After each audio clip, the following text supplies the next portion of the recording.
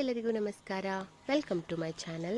ಇವಾಗಂತೂ ಕಾಡು ಮಾವಿನ ಹಣ್ಣಿನ ಸೀಸನು. ಎಲ್ಲ ಮಾವಿನ ಹಣ್ಣು ಎಲ್ಲ ಸೀಸನಲ್ಲೂ ಸಿಗುತ್ತೆ. ಆದರೆ ಈ ಕಾಡು ಮಾವಿನ ಹಣ್ಣು ಮಾತ್ರ ಒಂದು ಸೀಸನ್ ಬಂದು ಮುಗೀತು ಅಂದರೆ ಮುಗಿದೇ ಹೋಗಿಬಿಡುತ್ತೆ. ಆಮೇಲೆ ಸಿಗೋದು ತುಂಬಾ ಕಷ್ಟ.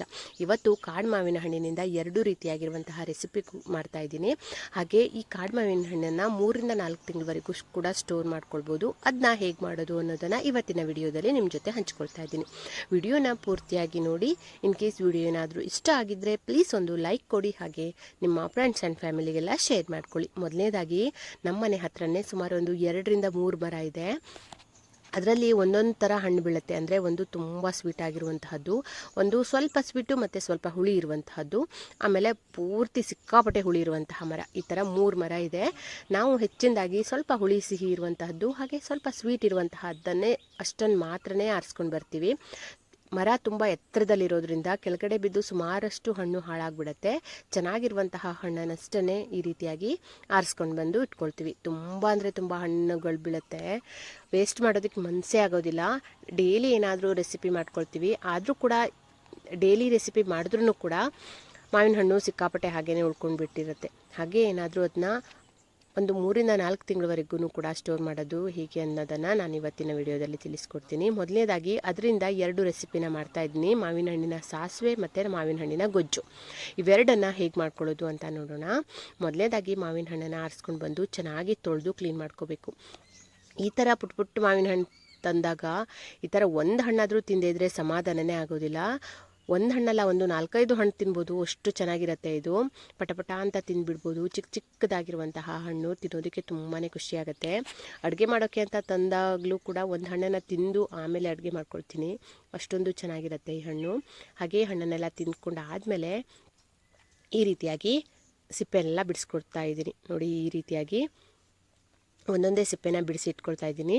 ಹಾಗೆ ಸಿಪ್ಪೆನಲ್ಲಿರುವಂತಹ ಈ ಥರ ಜ್ಯೂಸ್ ಥರ ಇರುತ್ತಲ್ಲ, ಅದನ್ನು ಕೂಡ ಈ ಥರ ಹಿಂಡಿ ತೆಗೆದಿಟ್ಕೊಳ್ತಾ ಇದ್ದೀನಿ.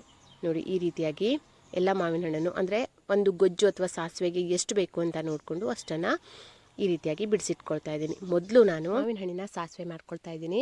ಅದಕ್ಕೆ ಒಂದು 7 ರಿಂದ 8 ಮಾವಿನ ಹಣ್ಣನ್ನು ಈ ರೀತಿಯಾಗಿ ಬಿಡಿಸಿಟ್ಕೊಂಡಿದ್ದೀನಿ. ಆಮೇಲೆ ಒಂದು ಪಾತ್ರೆನ ಬಿಸಿಯಾಗೋದಕ್ಕೆ ಇಟ್ಟು ಅದಕ್ಕೆ 1 ಸ್ಪೂನ್ ಆಗುವಷ್ಟು ಎಣ್ಣೆ ಹಾಕ್ಕೊಂಡಿದ್ದೀನಿ. ಹಾಗೆ 1 ಟೀ ಸ್ಪೂನ್ ಆಗುವಷ್ಟು ಸಾಸಿವೆನೂ ಕೂಡ ಹಾಕ್ಕೊಳ್ತಾ ಇದ್ದೀನಿ. ಹಾಗೆ ಫ್ರೆಶ್ ಆಗಿರುವಂತಹ ಕರಿಬೇವಿನ ಸೊಪ್ಪನ್ನು ಕೂಡ ಹಾಕ್ಕೊಳ್ತಾ ಇದ್ದೀನಿ. ಹಾಗೆ ಒಂದು 4 ರಿಂದ 5 ಎಸಳು ಬೆಳ್ಳುಳ್ಳಿನ ಜಜ್ಜಿಕೊಂಡು ಸೇರಿಸ್ಕೊಳ್ತಾ ಇದ್ದೀನಿ. ಈ ರೀತಿ ಸಿಪ್ಪೆ ಸಮೇತನ ಜಜ್ಜಿ ಸೇರಿಸ್ಕೊಳ್ತಾ ಇದ್ದೀನಿ. ಇವಿಷ್ಟನ್ನು ಚೆನ್ನಾಗಿ ಫ್ರೈ ಮಾಡ್ಕೊಳ್ಬೇಕು. ಸ್ವಲ್ಪ ಘಮ ಬರಬೇಕು ಬೆಳ್ಳುಳ್ಳಿದು. ಆ ರೀತಿಯಾಗಿ ಫ್ರೈ ಮಾಡಿಕೊಂಡು ಈಗ ಇದಕ್ಕೆ ನಾವು ಬಿಡಿಸಿಟ್ಕೊಂಡಿರುವಂತಹ ಮಾವಿನ ಹಣ್ಣನ್ನು ಹಾಕ್ಕೊಂಡಿದ್ದೀನಿ. ಈ ರೀತಿಯಾಗಿ ಮಾವಿನ ಹಣ್ಣು ಹಾಕಿದ ಮೇಲೆ ಚೆನ್ನಾಗಿ ಮಿಕ್ಸ್ ಮಾಡ್ಕೋಬೇಕು. ಈ ರೀತಿಯಾಗಿ ಮಿಕ್ಸ್ ಮಾಡ್ಕೊಂಡಾದಮೇಲೆ ಇದಕ್ಕೆ ಬೆಲ್ಲನ ಹಾಕ್ಕೊಳ್ತಾ ಇದ್ದೀನಿ. ಸ್ವೀಟಿಗೆ ಎಷ್ಟು ಬೇಕು ಅಂತ ನೋಡಿಕೊಂಡು ಬೆಲ್ಲನ ಹಾಕ್ಕೊಳ್ಬೇಕು. ಮಾವಿನ ಹಣ್ಣು ಸ್ವಲ್ಪ ಸ್ವೀಟ್ ಆಗಿದ್ದರೆ ಕಡಿಮೆ ಬೆಲ್ಲ ಸಾಕಾಗುತ್ತೆ. ಸ್ವಲ್ಪ ಹುಳಿ ಜಾಸ್ತಿ ಇದ್ದರೆ ಒಂದು ಸ್ವಲ್ಪ ಬೆಲ್ಲ ಜಾಸ್ತಿ ಬೇಕಾಗುತ್ತೆ. ಈ ರೀತಿ ಬೆಲ್ಲ ಹಾಕ್ಕೊಂಡಾದಮೇಲೆ ಇದಕ್ಕೆ ಅಚ್ಚಕಾರದ ಪುಡಿನ ಹಾಕ್ಕೊಳ್ತಾ ಇದ್ದೀನಿ. ನಾನು 1 ಟೀ ಸ್ಪೂನ್ ಆಗುವಷ್ಟು ಅಚ್ಚಕಾರದ ಪುಡಿನ ಹಾಕ್ಕೊಂಡಿದ್ದೀನಿ. ಆಮೇಲೆ ಮಸಾಲೆಗೂ ನಾನು ಮೆಣಸನ್ನು ಹಾಕ್ಕೊಳ್ಳೋದ್ರಿಂದ 1 ಟೀ ಸ್ಪೂನ್ ಆಗುವಷ್ಟು ಅಚ್ಚಕಾರದ ಪುಡಿನ ಹಾಕಿ ರುಚಿಗೆ ಎಷ್ಟು ಬೇಕು ಅಂತ ನೋಡಿಕೊಂಡು ಉಪ್ಪು ಹಾಕಿ ಚೆನ್ನಾಗಿ ಕುದಿಯೋಷ್ಟರಲ್ಲಿ ಅದಕ್ಕೆ ಒಂದು ಮಸಾಲೆನೂ ಕೂಡ ರೆಡಿ ಮಾಡ್ಕೊಳ್ಳೋಣ. ಒಂದು ಮಿಕ್ಸಿ ಜಾರಲ್ಲಿ 3 ರಿಂದ 4 ಟೇಬಲ್ ಸ್ಪೂನ್ ಆಗುವಷ್ಟು ಹಸಿ ತೆಂಗಿನ ತುರಿನ ತಗೊಂಡಿದ್ದೀನಿ. ಹಾಗೆ ಒಂದು ಅರ್ಧ ಟೀ ಸ್ಪೂನ್ ಆಗುವಷ್ಟು ಧನಿಯಾ, 1 ಟೀ ಸ್ಪೂನ್ ಆಗುವಷ್ಟು ಜೀರಿಗೆ, ಹಾಗೆ 1 ಟೀ ಸ್ಪೂನ್ ಆಗುವಷ್ಟು ಸಾಸಿವೆನ ತೊಗೊಂಡಿದ್ದೀನಿ. 3 ಆಗುವಷ್ಟು ಒಣಮೆಣಸನ್ನು ತೊಗೊಂಡಿದ್ದೀನಿ. ಇದನ್ನು ನುಣ್ಣಗೆ ಸ್ವಲ್ಪ ನೀರು ಹಾಕಿ ರುಬ್ಕೊಳ್ತಾ ಇದ್ದೀನಿ. ರುಬ್ಬಿರುವಂತಹ ಮಸಾಲೆನ ಈಗ ಮಾವಿನ ಹಣ್ಣಿನ ಜೊತೆ ಸೇರಿಸ್ಕೊಳ್ತಾ ಇದ್ದೀನಿ. ಈ ರೀತಿಯಾಗಿ ಮಾವಿನ ಹಣ್ಣಿನ ಜೊತೆ ಸೇರಿಸಿ ಚೆನ್ನಾಗಿ ಮಿಕ್ಸ್ ಮಾಡಿಕೊಂಡು ಕುದಿಸ್ಕೊಳ್ಬೇಕು. ಅದಕ್ಕೆ ಒಂದು ಸ್ವಲ್ಪ ನೀರು ಹಾಕಿ ಕುದಿಸ್ಕೊಳ್ಬೇಕು. ತುಂಬ ಜಾಸ್ತಿ ನೀರು ಹಾಕಬಾರ್ದು. ನೋಡಿ, ಈ ರೀತಿಯಾಗಿ ಚೆನ್ನಾಗಿ ಕುದಿಬೇಕಿದು. ಈ ರೀತಿಯಾಗಿ ಕುದಿಸ್ಕೊಂಡ್ಬಿಟ್ರೆ ತುಂಬಾ ರುಚಿಯಾಗಿರುವಂತಹ ಮಾವಿನ ಹಣ್ಣಿನ ಸಾಸಿವೆ ರೆಡಿ ಆಗಿಬಿಡುತ್ತೆ. ಈಗ ಮಾವಿನ ಹಣ್ಣಿನ ಗೊಜ್ಜು ಮಾಡ್ಕೊಳ್ತಾ ಇದ್ದೀನಿ. ಈ ಗೊಜ್ಜು ಹೇಗೆ ಅಂದರೆ ಒಂದು 2 ರಿಂದ 3 ದಿನ ತನಕ ಸ್ಟೋರ್ ಮಾಡಿಕೊಂಡು ತಿನ್ಬೋದು. ತುಂಬಾ ಚೆನ್ನಾಗಿರುತ್ತೆ. ಸುಮಾರು ಒಂದು 15 ರಿಂದ 20 ಮಾವಿನ ಹಣ್ಣನ್ನು ಈ ರೀತಿಯಾಗಿ ಬಿಡಿಸಿಟ್ಕೊಳ್ತಾ ಇದ್ದೀನಿ. ಹಾಗೆ ಸಿಪ್ಪೆನೂ ಕೂಡ ಸಪ್ರೇಟಾಗಿ ಇಟ್ಕೊಂಡಿದ್ದೀನಿ. ಮಾವಿನ ಹಣ್ಣಿನ ಸಿಪ್ಪೆಯಿಂದ ರಸನೂ ಕೂಡ ಹಿಂಡಿಟ್ಕೊಳ್ತಾ ಇದ್ದೀನಿ. ಹಾಗೆ ಮಾವಿನ ಹಣ್ಣಿನ ಸಿಪ್ಪೆಗೆ ಒಂದು ಸ್ವಲ್ಪ ನೀರು ಹಾಕಿ ಚೆನ್ನಾಗಿ ಕಿವುಚಿ ಅದರಿಂದ ರಸನೂ ಕೂಡ ತೆಗೆದಿಟ್ಕೊಳ್ತಾ ಇದ್ದೀನಿ. ಈಗ ಒಂದು ಬಾಣಲಿನ ಬಿಸಿಯಾಗೋದಕ್ಕೆ ಇಟ್ಟು ಅದಕ್ಕೆ ಒಂದು 2 ಸ್ಪೂನ್ ಆಗುವಷ್ಟು ಎಣ್ಣೆನ ಹಾಕ್ಕೊಳ್ತಾ ಇದ್ದೀನಿ. ಎಣ್ಣೆ ಬಿಸಿಯಾದಮೇಲೆ ಸಾಸಿವೆನ ಹಾಕ್ಕೊಳ್ತಾ ಇದ್ದೀನಿ. 1 ಟೀ ಸ್ಪೂನ್ ಆಗುವಷ್ಟು ಸಾಸಿವೆ, ಹಾಗೆ ಒಂದು ಸ್ವಲ್ಪ ಕರಿಬೇವು ಬೆಳ್ಳುಳ್ಳಿನೂ ಕೂಡ ಹಾಕ್ಕೊಳ್ತಾ ಇದ್ದೀನಿ. ಒಂದು 5ರಿಂದ 6 ಎಸಳು ಬೆಳ್ಳುಳ್ಳಿನ ಜಜ್ಜಿಟ್ಕೊಂಡಿದ್ದೆ, ಅದನ್ನು ಕೂಡ ಸೇರಿಸ್ಕೊಳ್ತಾ ಇದ್ದೀನಿ. ಹಾಗೆ ಫ್ರೆಶ್ ಆಗಿ ಇರುವಂತಹ ಕರಿಬೇವಿನ ಸೊಪ್ಪನ್ನು ಹಾಕಿ ಚೆನ್ನಾಗಿ ಮಿಕ್ಸ್ ಮಾಡ್ಕೋಬೇಕು. ಇದಕ್ಕೆ ಈಗ ಒಂದು ಒಣಗಿರುವಂತಹ ಮೆಣಸನ್ನು ಕಟ್ ಮಾಡಿ ಸೇರಿಸ್ಕೊಳ್ತಾ ಇದ್ದೀನಿ. ಈ ರೀತಿಯಾಗಿ ಚೆನ್ನಾಗಿ ಫ್ರೈ ಆಗಬೇಕು. ಅದು ಈ ಥರ ಫ್ರೈ ಆದಮೇಲೆ ನಾವು ಬಿಡಿಸಿಟ್ಕೊಂಡಿರುವಂತಹ ಮಾವಿನ ಹಣ್ಣನ್ನು ಹಾಕ್ಕೊಳ್ತಾ ಇದ್ದೀನಿ. ಈ ಗೊಜ್ಜು ಹೇಗೆ ಅಂದರೆ, ಈಗ ನಾವು 2-3 ದಿವಸದ ತನಕನೂ ಸ್ಟೋರ್ ಮಾಡಿಕೊಂಡು ತಿನ್ಬೋದು. ಸಖತ್ತಾಗಿರುತ್ತೆ. ಡೈಲಿ ಬಿಸಿ ಮಾಡ್ತಾ ತಿಂದಂಗೂ ಟೇಸ್ಟು ಚೆನ್ನಾಗಿ ಬರುತ್ತೆ. ಈಗ ಮಾವಿನ ಹಣ್ಣು ಹಾಕಿದ ಮೇಲೆ ಮಾವಿನ ಹಣ್ಣಿನ ಸಿಪ್ಪೆನಲ್ಲಿ ಸ್ವಲ್ಪ ನೀರು ಹಾಕಿಟ್ಕೊಂಡಿದ್ನಲ್ಲ, ಅದನ್ನು ಚೆನ್ನಾಗಿ ಕಿವುಚ್ಕೊಂಡು ಅದರ ರಸನೂ ಕೂಡ ಹಾಕ್ಕೊಳ್ತಾ ಇದ್ದೀನಿ. ಅಂದರೆ ಇದಕ್ಕೆ ಸ್ವಲ್ಪ ನೀರು ಜಾಸ್ತಿ ಬೇಕಾಗುತ್ತೆ. ಹಾಗೆ ರುಚಿಗೆ ಎಷ್ಟು ಬೇಕು ಅಂತ ನೋಡಿಕೊಂಡು ಉಪ್ಪು ಹಾಕ್ಕೊಳ್ತಾ ಇದ್ದೀನಿ. ಹಾಗೆ ಸ್ವೀಟಿಗೆ ಎಷ್ಟು ಬೇಕು ಅಂತ ನೋಡಿಕೊಂಡು ಬೆಲ್ಲನೂ ಕೂಡ ಹಾಕ್ಕೊಳ್ತಾ ಇದ್ದೀನಿ. ಮಾವಿನ ಹಣ್ಣು ಸ್ವೀಟ್ ಆಗಿದ್ದರೆ ಸ್ವಲ್ಪ ಕಡಿಮೆ ಬೆಲ್ಲ, ಮಾವಿನ ಹಣ್ಣು ಸ್ವೀಟ್ ಆಗಿಲ್ಲ ಅನ್ನೋದಾದರೆ ಸ್ವಲ್ಪ ಜಾಸ್ತಿ ಬೆಲ್ಲ ಬೇಕಾಗುತ್ತೆ ಅಷ್ಟೇ. ಇವಾಗ ಇದಕ್ಕೆ ಖಾರಕ್ಕೆ ಎಷ್ಟು ಬೇಕು ಅಂತ ನೋಡಿಕೊಂಡು ಖಾರದ ಪುಡಿನ ಹಾಕ್ಕೊಳ್ತಾ ಇದ್ದೀನಿ. ನಾನಿಲ್ಲಿ ಮನೇಲೇ ಮಾಡಿರುವಂತಹ ಖಾರದ ಪುಡಿ ಇದು. ಹಾಗಾಗಿ ಒಂದು ದೊಡ್ಡದಾಗಿರುವಂತಹ 1 ಟೇಬಲ್ ಸ್ಪೂನ್ ಆಗುವಷ್ಟು ಖಾರದ ಪುಡಿನ ಹಾಕಿ ಚೆನ್ನಾಗಿ ಇದು ಕುದಿಬೇಕು. ನೋಡಿ, ಈ ರೀತಿಯಾಗಿ ಕುದ್ದು ಗಟ್ಟಿಯಾಗಬೇಕು ಇದು. ಮತ್ತು ಈ ಥರ ಕುದಿಸ್ಬೇಕಾದ್ರೇ ಘಮ ಬರುತ್ತೆ, ತುಂಬ ಚೆನ್ನಾಗಿ ಘಮ ಬರುತ್ತೆ. ಮನೆ ತುಂಬ ಘಮ ಬಂದಿರುತ್ತೆ. ಇದನ್ನ ಈ ರೀತಿಯಾಗಿ ಸ್ವಲ್ಪ ಗಟ್ಟಿಯಾಗಬೇಕು ಇದು. ಅಲ್ಲಿ ತನಕ ಇದನ್ನ ಕುದಿಸ್ಕೊಳ್ಬೇಕು. ನೋಡ್ತಿರ್ಬೋದು ಎಷ್ಟು ಚೆನ್ನಾಗಾಗಿದೆ ಅಂತ. ಒಂದು ಸರಿ ಬಾಯಾಗಿಟ್ಟರೆ ಚಟಪಟ ಅನ್ನೋ ಥರ ಇರುತ್ತೆ, ಅಷ್ಟೊಂದು ರುಚಿಯಾಗಿರುತ್ತೆ. ಈ ಥರ ಒಂದು 10 ನಿಮಿಷನಾದರೂ ಕುದಿಸ್ಕೊಳ್ಬೇಕು ಚೆನ್ನಾಗಿ ಹೈ ಫ್ಲೇಮಲ್ಲಿ. ಮಧ್ಯೆ ಈ ರೀತಿ ಮಿಕ್ಸ್ ಮಾಡ್ಕೊತಾನೆ ಇರಬೇಕು. ಇವಾಗ ನೋಡಿ ಎಷ್ಟು ಚೆನ್ನಾಗಾಗಿದೆ ಅಂತ. ಈ ಥರ ಆಗಿರಬೇಕು. ಈ ಥರ ಬಿಸಿ ಅನ್ನದ ಜೊತೆ ಮಾವಿನ ಹಣ್ಣಿನ ಸಾಸಿವೆ ಹಾಕಿ ಅದ್ರ ಜೊತೆಗೆ ಮಾವಿನ ಹಣ್ಣಿನ ಗೊಜ್ಜನ್ನು ಹಾಕ್ಕೊಂಡು ಯಾವುದಾದ್ರೂ ಪಲ್ಯ ಜೊತೆ ತಿಂತಾ ಇದ್ರಂತೂ ಸಖತ್ತಂದರೆ ಸಖತ್ತಾಗಿರುತ್ತೆ. ತುಂಬಾ ಚೆನ್ನಾಗಿರುತ್ತೆ. ಈ ಸಾಸಿವೆ ಅಂತೂ ತುಂಬಾ ಸಖತ್ತಾಗಿರುತ್ತೆ ತಿನ್ನೋದಕ್ಕೆ. ಆದರೆ ಇದನ್ನ ಇಡೋದಕ್ಕೆ ಬರೋದಿಲ್ಲ, ಮಾಡಿದ ದಿವಸನೇ ಖಾಲಿ ಮಾಡಬೇಕು. ಆದರೆ ಗೊಜ್ಜನ್ನು ಮಾತ್ರ ನಾವು 2-3 ದಿವಸ ತನಕನೂ ಸ್ಟೋರ್ ಮಾಡಿಕೊಂಡು ತಿನ್ಬೋದು. ಇವಾಗಿನ ಟೈಮಲ್ಲಿ ಹೆಂಗಿರುತ್ತೆ ಅಂದರೆ, ಬಟ್ಲಲ್ಲಿ 4-5 ಗೊರಟೆಗಳು ಬಿದ್ದಿರುತ್ತೆ, ಅಂದರೆ ತಿಂದಾಗಿದ್ದು ಆ ಥರ ಇರುತ್ತೆ ನಮ್ಮ ಮನೆಯಲ್ಲಿ.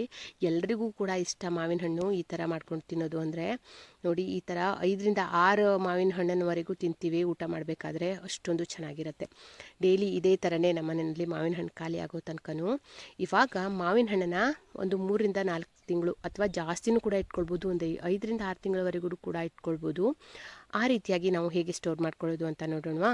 ಹಾಗೆ ಮಾವಿನ ಹಣ್ಣನ್ನು ಆರಿಸ್ಕೊಂಡು ಬಂದು ಚೆನ್ನಾಗಿ ಕ್ಲೀನ್ ಮಾಡಿ ತೊಳೆದು ಇಟ್ಕೊಂಡಿದ್ದೀನಿ. ತೊಳೆದಿರುವಂತಹ ಮಾವಿನ ಹಣ್ಣನ್ನು ಈಗ ಒಂದು ದೊಡ್ಡದಾಗಿರುವಂತಹ ಪಾತ್ರೆಯಲ್ಲಿ ಹಾಕಿ, ಮಾವಿನ ಹಣ್ಣು ಎಷ್ಟು ಇದೆಯಲ್ವಾ ಅಷ್ಟು ನೀರು ಹಾಕ್ಕೊಳ್ಬೇಕು. ಪೂರ್ತಿ ಮಾವಿನ ಹಣ್ಣು ಮುಳುಗಬೇಕು ಅಷ್ಟು ನೀರು ಹಾಕಿ ಇದನ್ನು ಬೇಯೋದಕ್ಕೆ ಇಟ್ಕೊಳ್ತಾ ಇದ್ದೀನಿ. ಇದನ್ನ ಸ್ವಲ್ಪ ಹೈ ಫ್ಲೇಮಲ್ಲೇ ಬೇಯಿಸ್ಕೊಳ್ತಾ ಇದ್ದೀನಿ. ಹಾಗೆ ಚೆನ್ನಾಗಿ ಒಂದು ಕುದಿ ಬರಬೇಕು, ತುಂಬ ಜಾಸ್ತಿ ಬೇಯಬಾರ್ದು, ಜಸ್ಟ್ ಒಂದು ಕುದಿ ಬರಬೇಕಷ್ಟೇ. ಕೊತ ಅಂತ ಕುದಿತಾ ಇರಬೇಕು. ಆವಾಗ ಮಾವಿನ ಹಣ್ಣು ಚೆನ್ನಾಗಿ ಬೆಂದಿದೆ ಅಂತ ಅರ್ಥ. ನೋಡ್ತಿರ್ಬೋದು, ಈ ಥರ ಒಂದು ಕುದಿ ಬಂದಿದೆ. ಇಷ್ಟಾದರೆ ಸಾಕು. ಇವಾಗ ಗ್ಯಾಸ್ನ ಆಫ್ ಮಾಡಿ ಇದರೊಳಗಡೆ ಇರುವಂತಹ ನೀರನ್ನು ಬೇರೆ ಪಾತ್ರೆಯಲ್ಲಿ ಬಸ್ದಿಟ್ಕೊಳ್ತಾ ಇದ್ದೀನಿ. ನೋಡಿ, ಬಸ್ದಾದ್ಮೇಲೆ ಮಾವಿನ ಹಣ್ಣು ಈ ಥರ ಕಾಣಿಸ್ತಾ ಇದೆ. ನೀರು ಸಪ್ರೇಟ್ ಆಗಿದೆ, ಹಾಗೆ ಮಾವಿನ ಹಣ್ಣು ಈ ರೀತಿಯಾಗಿ ಕಾಣಿಸ್ತಾ ಇದೆ. ಈಗ ನಾವು ನೀರನ್ನು ಸಪ್ರೇಟ್ ಮಾಡಿಟ್ಕೊಂಡಿದ್ವಲ್ಲ, ಅದಕ್ಕೇ ಈಗ ಉಪ್ಪನ್ನು ಹಾಕ್ಕೊಳ್ತಾ ಇದ್ದೀನಿ. ಎಷ್ಟು ಬೇಕು ಉಪ್ಪು ಅಂದರೆ, ನಾವು ಮಾವಿನಕಾಯಲ್ಲಿ ಉಪ್ಪಿಗೆಲ್ಲ ಹಾಕ್ಕೊಳ್ಳುವಾಗ ಎಷ್ಟು ಅಂದಾಜಿಗೆ ಬೇಕು ಅಂತ ನೋಡಿಕೊಂಡು ಈ ರೀತಿಯಾಗಿ ಚೆನ್ನಾಗಿ ಉಪ್ಪು ಹಾಕಿ ಕುದಿಸ್ಕೊಳ್ಬೇಕು. ಅಂದರೆ ಉಪ್ಪು ನೀರು ರೆಡಿ ಮಾಡ್ಕೊಳ್ಬೇಕು. ಈ ರೀತಿಯಾಗಿ ಬೇಕಾದರೆ ಇನ್ನೊಂದು ಸ್ವಲ್ಪ ಎಕ್ಸ್ಟ್ರಾ ನೀರನ್ನು ಕೂಡ ಹಾಕ್ಕೊಳ್ಬೋದು. ಮಾವಿನ ಹಣ್ಣು ಬೇಯಿಸಿದ ನೀರಿಗೇ ಎಕ್ಸ್ಟ್ರಾ ನೀರನ್ನು ಹಾಕಿ ಚೆನ್ನಾಗಿ ಕುದಿಸ್ಕೊಳ್ತಾ ಇದ್ದೀನಿ. ನೋಡಿ, ಈ ರೀತಿಯಾಗಿ ಕುದಿಬೇಕು. ಇವೆರಡೂ ಕೂಡ ಪೂರ್ತಿಯಾಗಿ ತಣ್ಣಗಾಗಬೇಕು. ಸ್ವಲ್ಪನೂ ಕೂಡ ಬಿಸಿ ಇರಬಾರ್ದು, ಬೆಚ್ಚಗೇನೂ ಕೂಡ ಇರಬಾರ್ದು. ಪೂರ್ತಿಯಾಗಿ ತಣ್ಣಗಾದ್ಮೇಲೆ ನಾವು ಇದನ್ನ ಈ ರೀತಿ ಒಂದು ಡಬ್ಬದಲ್ಲಿ ಹಾಕ್ಕೊಳ್ಳೋದು. ಗ್ಲಾಸ್ ಜಾರ್ ಏನಾದರೂ ಇದ್ದರೆ ಅದರಲ್ಲೂ ಕೂಡ ಹಾಕ್ಕೊಳ್ಬೋದು. ಗ್ಲಾಸ್ ಜಾರ್ ಅಥವಾ ಭರಣಿ ಎಲ್ಲ ಇರುತ್ತಲ್ವ, ಅದರಲ್ಲೂ ಕೂಡ ಹಾಕ್ಕೊಳ್ಬೋದು. ನಮ್ಮನೆಯಲ್ಲಿ ಎಷ್ಟು ದೊಡ್ಡದಾಗಿರುವಂತಹ ಗ್ಲಾಸ್ ಜಾರ್ ಇರಲಿಲ್ಲ, ಹಾಗಾಗಿ ನಾನು ಈ ಥರ ಪ್ಲಾಸ್ಟಿಕ್ ಡಬ್ಬದಲ್ಲೇ ಹಾಕ್ಕೊಳ್ತಾ ಇದ್ದೀನಿ. ಈ ಥರ ಪೂರ್ತಿ ಡಬ್ಬದಲ್ಲಿ ತುಂಬ ಹಾಕಿ ಮೇಲಿಂದ ಉಪ್ಪು ನೀರನ್ನು ಹಾಕ್ಕೊಳ್ತಾ ಇದ್ದೀನಿ. ಎರಡೂ ಕೂಡ ಪೂರ್ತಿಯಾಗಿ ತಣ್ಣಗಾದ ಮೇಲೇ ಈ ರೀತಿಯಾಗಿ ಹಾಕ್ಕೊಳ್ಬೇಕು. ನೋಡಿ, ಮಾವಿನ ಹಣ್ಣಿನ ಪೂರ್ತಿ ಎಷ್ಟು ಇದೆಯಲ್ವಾ ಅಷ್ಟು ಪೂರ್ತಿಯಾಗಿ ಮುಳುಗುವಷ್ಟು ನೀರನ್ನು ಹಾಕ್ಕೊಂಡಿದ್ದೀನಿ. ಈ ರೀತಿಯಾಗಿ ಮಾವಿನ ಹಣ್ಣು ಮೇಲೆ ತೇಲಬಾರ್ದು, ಆ ರೀತಿಯಾಗಿ ನಾವು ಉಪ್ಪು ನೀರನ್ನು ಹಾಕಿ ಇದನ್ನ ಒಂದು 3ರಿಂದ 4 ತಿಂಗಳವರೆಗೂ, ಅದಕ್ಕಿಂತ ಜಾಸ್ತಿನೂ ಕೂಡ ಸ್ಟೋರ್ ಮಾಡ್ಕೊಳ್ಬೋದು. ತುಂಬಾ ಚೆನ್ನಾಗಿರುತ್ತೆ. ಇದಾಗಿತ್ತು ಇವತ್ತಿನ ವಿಡಿಯೋ. ಈ ವಿಡಿಯೋ ನಿಮಗೆ ಸ್ವಲ್ಪನಾದರೂ ಇಷ್ಟ ಆಗಿದ್ದರೆ, ಯೂಸ್ಫುಲ್ ಅಂತ ಅನಿಸಿದ್ರೆ ಪ್ಲೀಸ್ ಒಂದು ಲೈಕ್ ಕೊಡಿ. ಹಾಗೆ ನಿಮ್ಮ ಫ್ರೆಂಡ್ಸ್ ಆ್ಯಂಡ್ ಫ್ಯಾಮಿಲಿಗೆಲ್ಲ ಶೇರ್ ಮಾಡ್ಕೊಳ್ಳಿ. ಮುಂದಿನ ವಿಡಿಯೋದಲ್ಲಿ ಮತ್ತೆ ಸಿಗ್ತೀನಿ. ಅಲ್ಲಿವರೆಗೂ ಥ್ಯಾಂಕ್ ಯು.